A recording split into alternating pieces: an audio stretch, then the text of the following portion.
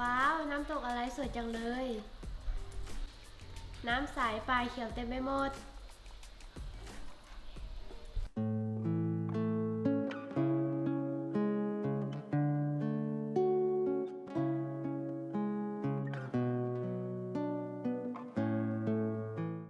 ข้างๆดูอะไรอยู่เหรอ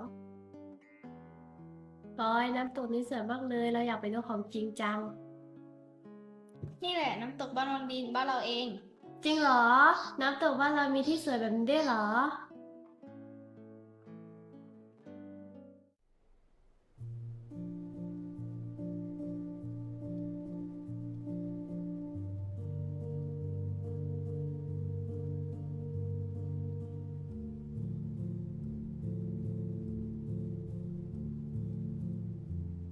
พิมเธอกำลังจะไปน้ำตกวังดินใช่ไหม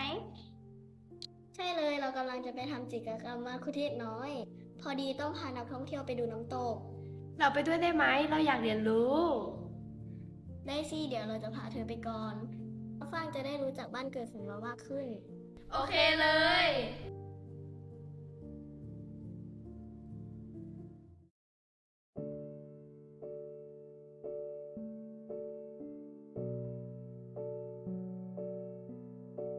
น้ำตกบ้านวังดินตั้งอยู่หมู่ที่ 7ตำบลวังดินอำเภอเมืองจังหวัดอุตรดิตถ์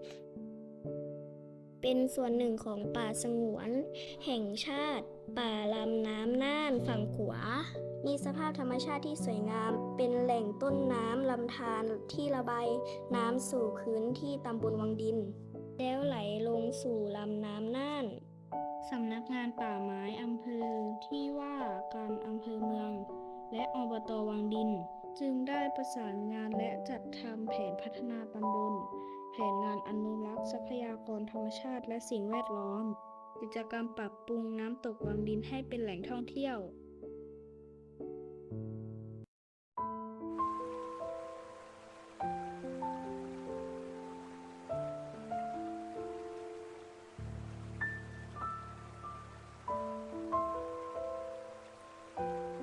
ที่นี่คือน้ำตกวังดินเป็นแหล่งท่องเที่ยวของชุมชนเราน้ำตกแห่งนี้มีน้ำไหลตลอดปีรอบๆเป็นไปด้วยต้นไม้ใหญ่ทำให้ร่มรื่นและอากาศสดชื่นชาวบ้านช่วยกันดูแลน้ำตกแห่งนี้เพราะเป็นสมบัติของทุกคนถ้าเรารักและรักษาธรรมชาติน้ำตกแห่งนี้ก็จะสวยอยู่กับบ้านเราเป็นนานๆเราไม่คิดเลยว่าน้ำตกบ้านเราจะสวยขนาดนี้เราจะเล่าให้เพื่อนๆฟังว่าน้ำตกของเราได้เที่ยวแค่ไหนเราเพื่อนน้อยอย่างพวกเราที่ช่วยกันดูแลและบอกต่อความสวยงามของน้ำตกวังดิน